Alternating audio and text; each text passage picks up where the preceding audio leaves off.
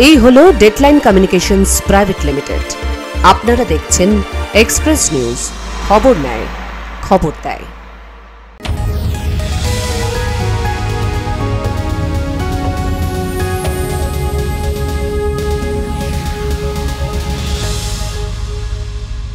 Express now brought you by Payal group, देश पर देश।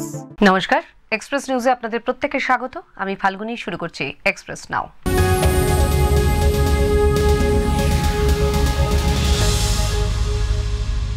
নাবালিকাকে প্রেমের প্রলোভন দেখিয়ে বাড়ি থেকে নিয়ে পালানোর অভিযোগে গ্রেফতার এক যুবক। অভিযুক্তকে গ্রেফতার করে শনিবার জলপাইগুড়ি আদালতে পেশ করে নিউ জলপাইগুড়ি থানার পুলিশ।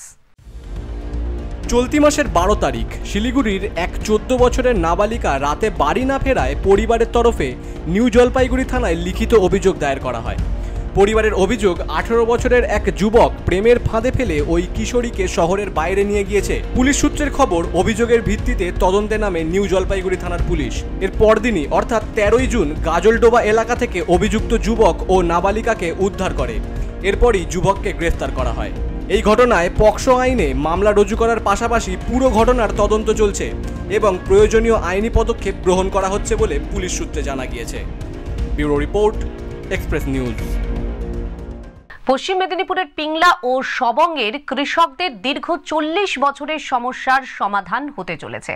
সেচমন্ত্রী মানস রঞ্জন ভূঁইয়ার প্রচেষ্টায় এবং মুখ্যমন্ত্রী মমতা বন্দ্যোপাধ্যায়ের অনুপ্রেরণায় এই অঞ্চলের 2.5 লক্ষ কৃষক বিনামূল্যে সেচের জল পাবেন।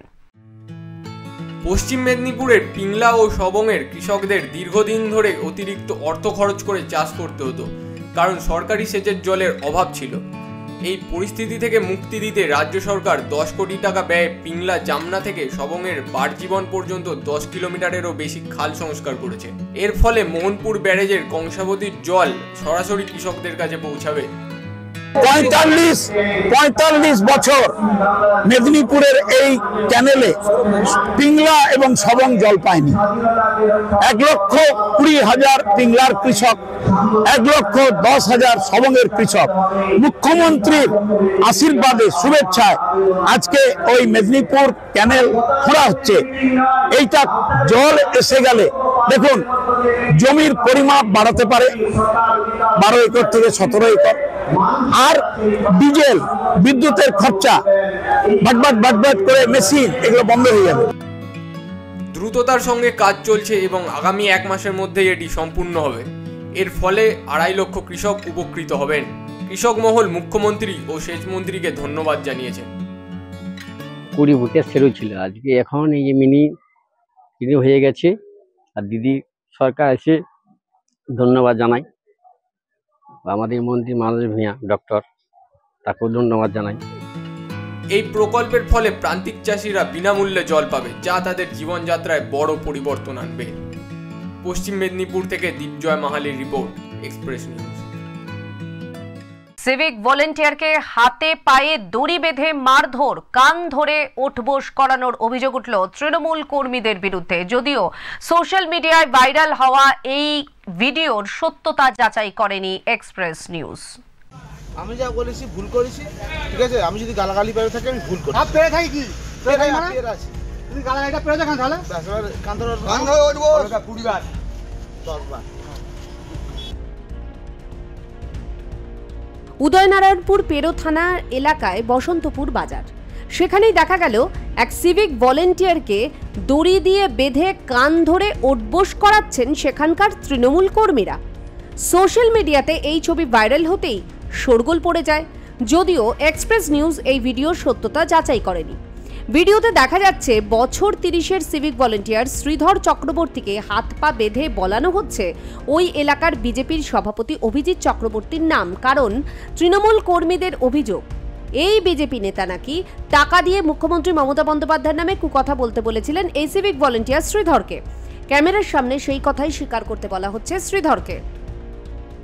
আমি যা বলেছি ভুল করেছি, ঠিক আছে। আমি যদি গালাগালি পেয়ে থাকি আমি ভুল করি। পেয়ে থাকি কি পেয়ে থাকি মানে পেয়ে আছে, তুমি গালাগালিটা পেয়ে দেখান তাহলে কান ধরে উঠবো 20 বার 10 বার। বল বল বল বল বল বল শুনুন না বল। লালুদা বিজেপি পার্টি করে, হ্যাঁ। লালুদা ওখানে শিব মন্দির বসেছে, হ্যাঁ।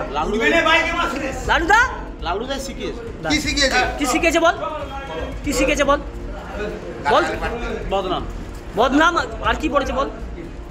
বলে যেটা বললাম সেটা, হ্যাঁ যেটা বললাম না, গালাগালি করতে বলে সেটা বল। গালাগালি করতে না, মানে সেটা আমি সুবিধার সঙ্গে কথা বলছি। না না না, যা হবে এখানে বল। তবে এই ব্যাপারে শাসক দলের নেতাদের দাবি, এই ঘটনার সঙ্গে রাজনীতির কোনো সম্পর্ক নেই। ওই সিভিক ভলেন্টিয়ারের বিরুদ্ধে মদ্যপ অবস্থায় গালিগালাজের অভিযোগ আছে, সেই কারণেই সাধারণ মানুষ ক্ষিপ্ত হয়ে এই ঘটনা ঘটিয়েছে। যদিও এই ঘটনাকে অত্যন্ত নিন্দাজনক বলে ধিক্কার জানিয়েছে বিজেপি। গেরুয়া শিবিরের দাবি, রাজ্য জুড়ে তৃণমূল বিজেপিকে ভয় পেয়েছে, তাই পুলিশের সাথে সাথে সিভিককেও পেটাচ্ছে। পুলিশ সূত্রের খবর, এই ঘটনায় দুজনকে আটক করে তদন্ত শুরু হয়েছে। পাশাপাশি সিভিকের বিরুদ্ধেও যা অভিযোগ আছে তার তদন্ত করা হচ্ছে। তবে এই ঘটনায় অনেকেই প্রশ্ন তুলেছেন, কেউ যদি কোনো অন্যায় করে থাকে তাহলে তার উপযুক্ত শাস্তি দেওয়ার দায়িত্ব পুলিশের। বিরোধীরা প্রশ্ন তুলেছেন, তবে কি রাজ্যের আইন শৃঙ্খলার ভার এবার থেকে তৃণমূল কর্মীরাই নিয়ে নিয়েছেন? Bureau report, express news. নদিয়ার শান্তিপুরের তৃণমূল বিধায়ক ব্রজকিশোর গোস্বামী তার তহবিল থেকে প্রায় 7.5 লক্ষ টাকা ব্যয়ে একটি শববাহী গাড়ি প্রদান করেছেন। এই উদ্যোগটি শান্তিপুর পুরসভার পাশাপাশি পঞ্চায়েত এলাকার মানুষের জন্য শববাহী গাড়ি ব্যবহারের সুযোগ তৈরি করেছে। এই গাড়িটি সরকারি অনুমোদিত রম্মি নামের একটি সামাজিক সংগঠনকে প্রদান করা হয়েছে। এই সংগঠনটি মূলত পরিবারের সম্মতিতে মৃত ব্যক্তিদের চোখের রেটিনা সংগ্রহ করার কাজ করে থাকে। দীর্ঘ কয়েক বছর ধরে রমমি সংগঠনটি এই মহৎ কাজটি করে আসছে। প্রথম দিকে কিছুটা দ্বিধা থাকলেও ধীরে ধীরে মানুষের মধ্যে সচেতনতা বাড়ার সঙ্গে সঙ্গে অনেকেই এই উদ্যোগে এগিয়ে আসছেন। এই সামাজিক কাজকে আরও এগিয়ে নিয়ে যেতে শান্তিপুর পুরসভা হাত বাড়িয়েছে। পুরসভার পক্ষ থেকে ঘোষণা করা হয়েছে, যে সমস্ত মৃত ব্যক্তির কাছ থেকে রেটিনা সংগ্রহ করা যাবে তাদের শ্মশানে দাহ করার জন্য কোনো খরচ বহন করতে হবে না। শুধু তাই নয়, পুরসভার গাড়িতে মৃতদেহ শ্মশানে নিয়ে গেলেও সেই গাড়ির ভাড়া দিতে হবে না। মরমী সংগঠনের পক্ষ থেকেও ঘোষণা করা হয়েছে, বিধায়ক প্রদত্ত নতুন গাড়িটির ক্ষেত্রেও যদি কোনো মৃত ব্যক্তি রেটিনা প্রদান করেন তবে কোনো ভাড়া বহন করতে হবে না। একটি অর্গানাইজেশন তাকে এটা দেওয়া হলো।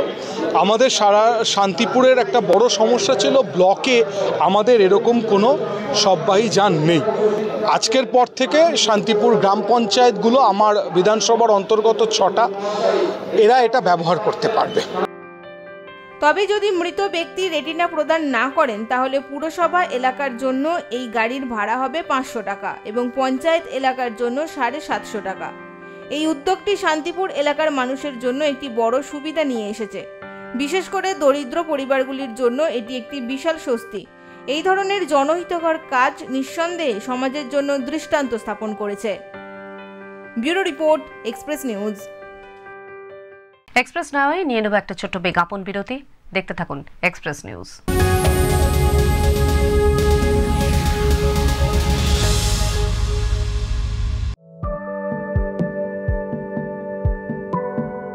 For the very first time in Asansol, get the dining experience like never before. We offer a fine dining which include authentic cuisine from around the country and world. Our menu includes vegan, vegetarian and non-vegetarian dishes at a worthy place.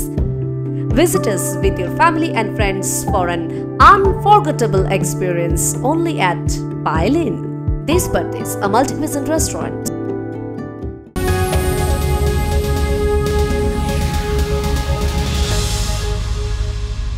ফিরে এলাম বিজ্ঞাপন বিরতির পর। আপনারা দেখছেন express নাও।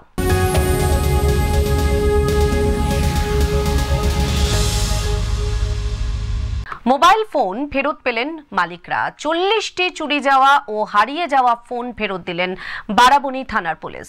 Phone ফেরত পাওয়ায় পুলিশকে ধন্যবাদ জানিয়েছেন সাধারণ মানুষ।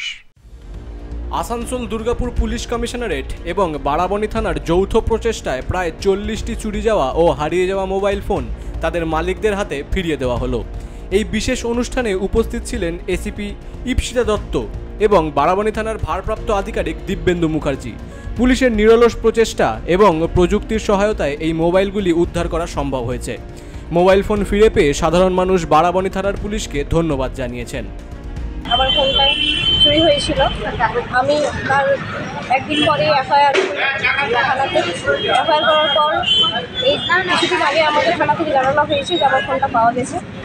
আজকে আমাদের এখানে প্রোগ্রাম ছিল থানাতে, সেখানে আমাদের ফোনগুলো মিনিমাম 40 জনের ফোন দেওয়া হয়েছে ফেরত। বারাবণী থানাকে অশেষ ধন্যবাদ জানানো হচ্ছে। এসিপি ইপ্সিতা দত্ত জানান, মানুষের নিরাপত্তা নিশ্চিত করা এবং তাদের হারানো জিনিস ফিরিয়ে দেওয়া পুলিশের প্রধান লক্ষ্য। ভারপ্রাপ্ত আধিকারিক দিব্যেন্দু মুখার্জিও মানুষের পাশে থাকার এবং তাদের সমস্যা সমাধানের অঙ্গীকারবদ্ধ বলে উল্লেখ করেন। এই উদ্যোগ পুলিশের প্রতি সাধারণ মানুষের আস্থা বৃদ্ধিতে সহায়ক হবে। Bureau report, express news. রাস্তার হাল বেহাল, খানাখন্দ দেখে মনে হয় ডোবা। নিত্যদিন ঘটছে দুর্ঘটনা। দীর্ঘ কয়েক বছর ধরে বেহাল অবস্থায় পুরুলিয়ার বলরামপুর হাট যাওয়ার রাস্তা। রাস্তা তো নয়, যেন রাস্তার উপর খনন করা হয়েছে ছোট ছোট পুকুর। দূর থেকে দেখলে মনেই হবে না ওটা একটা রাস্তা।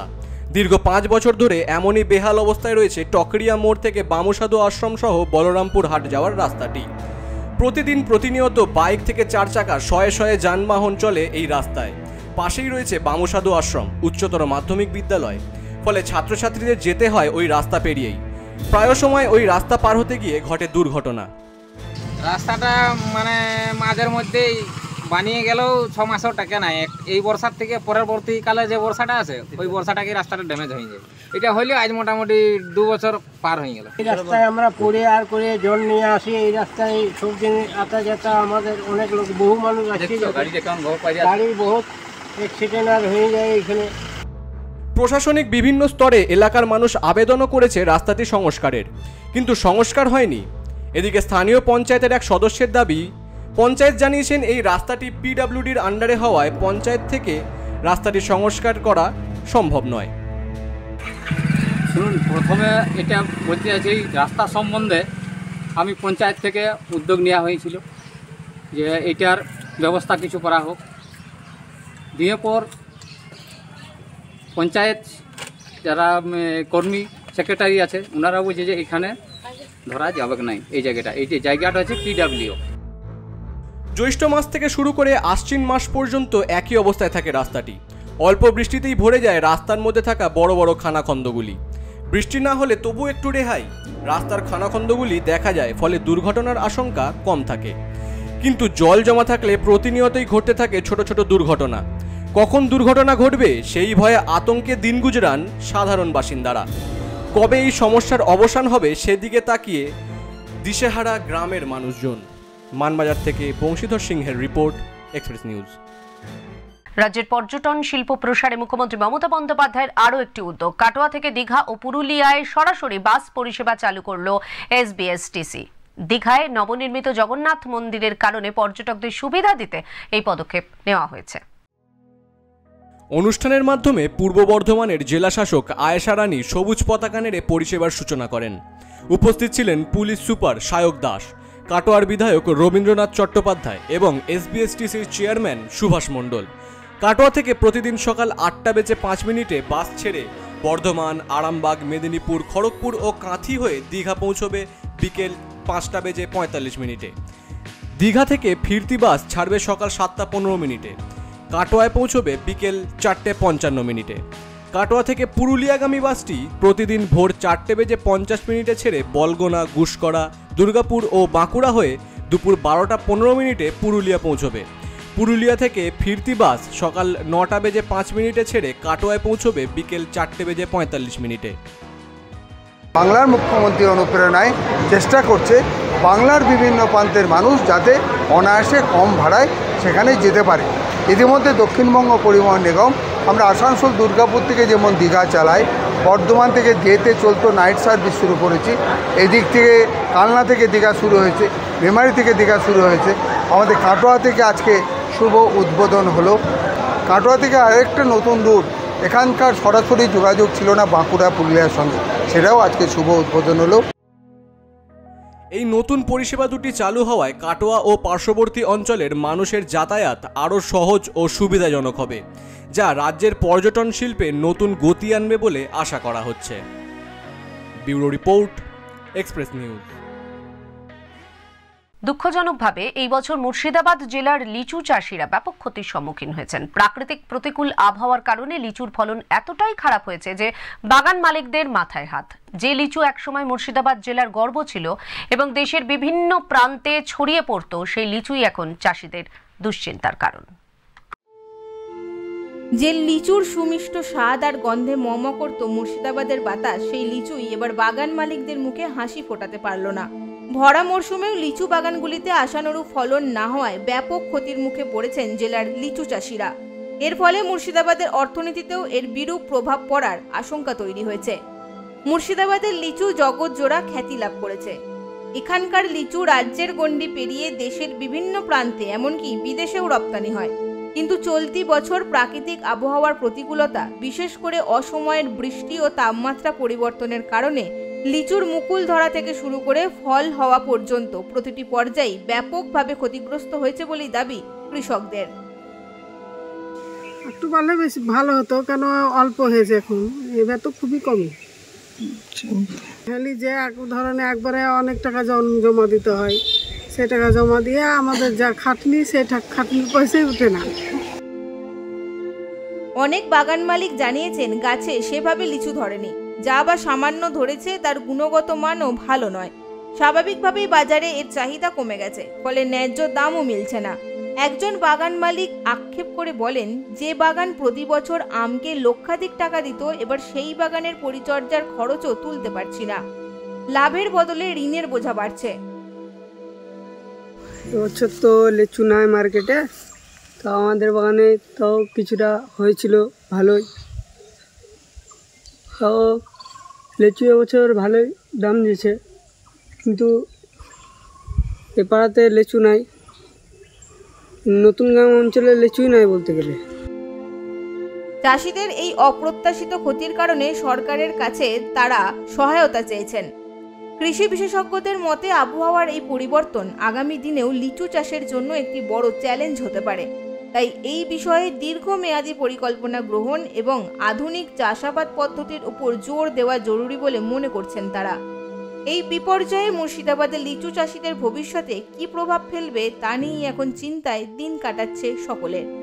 মুর্শিদাবাদ থেকে রক্তিম সিদ্ধান্তের রিপোর্ট, এক্সপ্রেস নিউজ। এক্সপ্রেস নাও এখনকার মতো পর্যন্তই। চোখ রাখুন এক্সপ্রেস নিউজের পর্দায়। এক্সপ্রেস নিউজ খবর নেয়, খবর দেয়।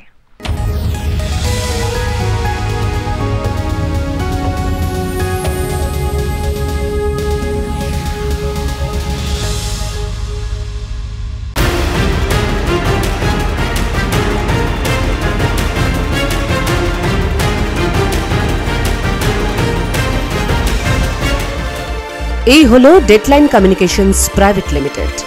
আপনারা দেখছেন এক্সপ্রেস নিউজ, খবর নেয়, খবর দেয়।